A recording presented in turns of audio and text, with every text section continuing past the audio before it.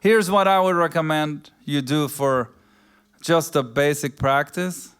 Take any scale you want to have. Let's say we do it all on a major scale just to make it easy. So just give me quarter notes, like ching, ching, ching. So this is your metronome, yeah? So the first thing I would do, I would take whatever shape. First of all, you have to learn the shapes on the neck. So if you have any, hold on one second. This is important. The most important thing about playing guitar is you can't have any dead spots on the neck, meaning if you don't know where things are anywhere in the neck, you're screwed.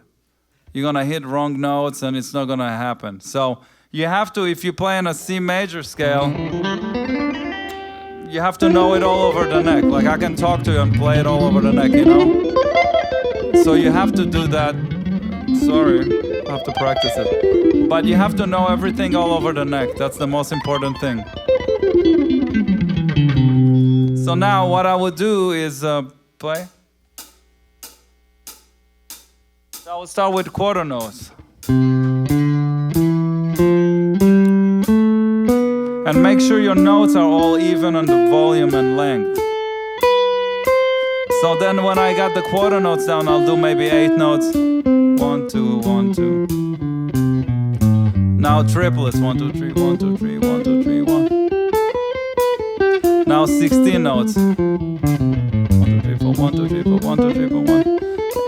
Maybe if you want to do double triplets. 1, 2, 3, 1, 2, 1. 16 notes. Triplets. 8 notes. Quarter notes.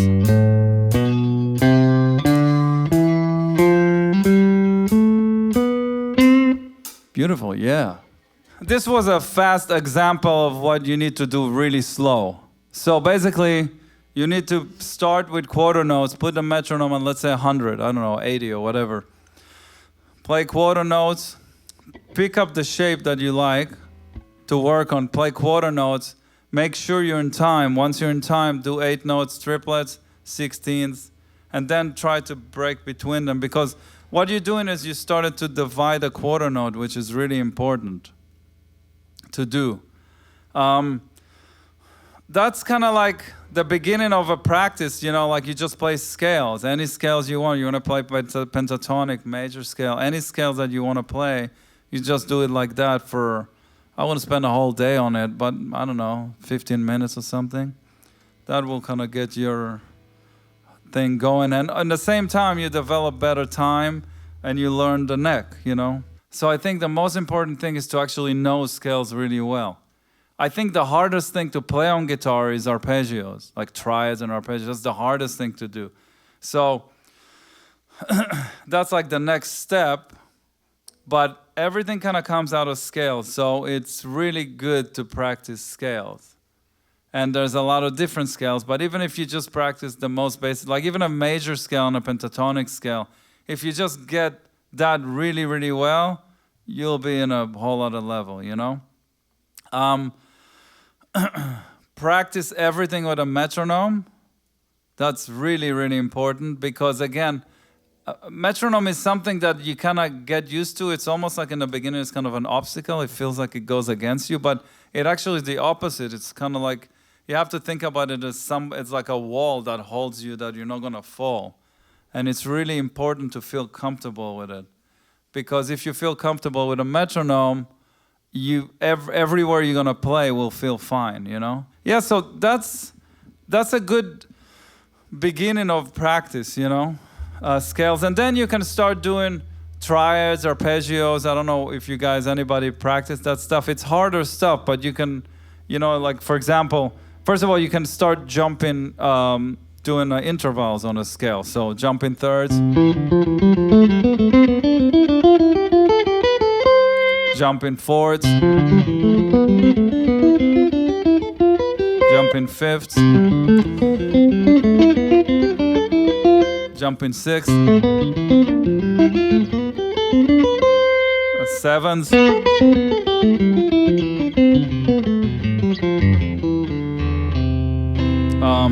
I have a book that's called Inside Outside Guitar Soloing. I think that's what it's called. And a lot of it's talking about intervals that are really important to learn. So that's a good second part of the practice. After you practice scales, you do intervals. Then you can do triads over each degree of the scale. So it will be this. Build in triads.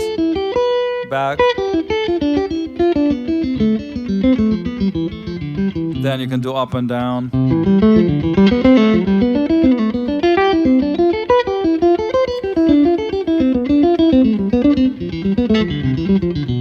And then you can start doing seventh chords, which is 4 notes, like.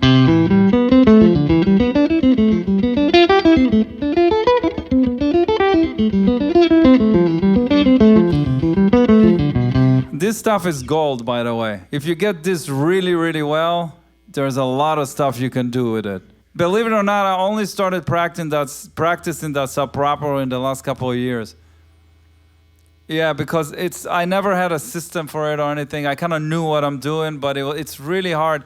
So one thing that helps is if you play things horizontally. So when you play horizontally, it's a lot less problems with the fingering, but you play like this instead of like that, vertical. So let me connect this to the next topic. The next topic is you want to do some voice leading. So basically what it is if you have a scale, as I said before, everything starts with scales. Everything comes out of scales. Not everything, but a lot. So we're just on a C major scale. So if you take one note and you lead it over the scale, you voice lead one note. So when you talk about voice leading, it's usually 2, 3, 4, 5, 6 notes or whatever at a time. So if you, let's say, take 2 notes, then it's called double stop. So you voice lead 2 notes on the scale symmetrically. So you get each note move to the next note. So you get this.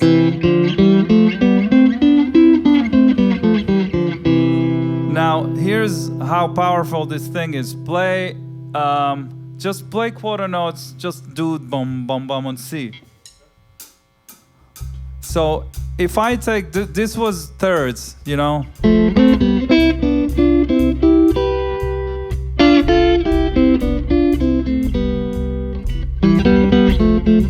I'm just playing with the thirds.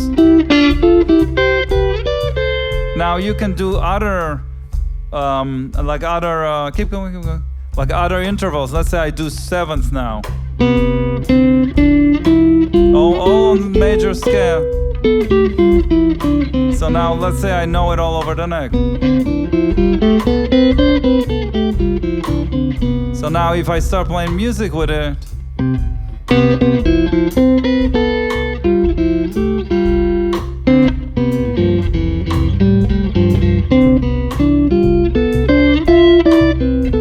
that's just from knowing those intervals, Cool, thank you.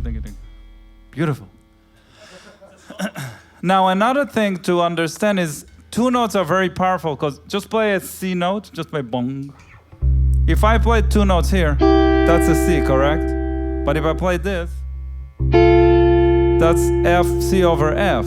If I play this, that's C over D. If I play this, that's, let's say I play this.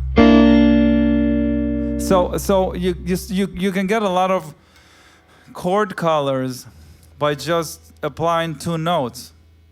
It's very powerful. There's actually harmony with just 2 notes, because if you have a bass player, it's already 3 notes together. So what I just did is what I did in the beginning when I did intervals. So those were intervals in stacks, like I'm playing them together. Instead of doing this, I'm doing this. Instead of doing sevenths, I'm doing this. And that's voice leading. So it's all kind of connecting, So it's important to kind of understand the connection to the scale. So then you can start building triads, for example. Same thing, you take 3 notes and you voice lead it on the scale. that's also over C major. Let's take another voicing, like I'll take like this one, for example. Play C.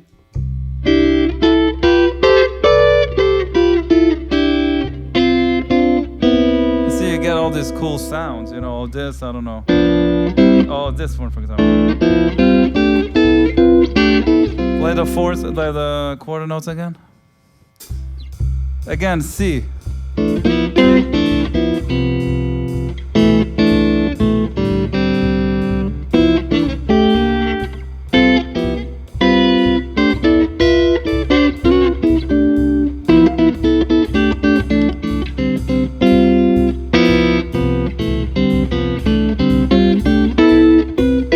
It's all triads, really. From voice leading on the neck, you know? So that's kind of, thank you. That's very powerful. That can lead you to a lot of stuff that you can kind of find on your own.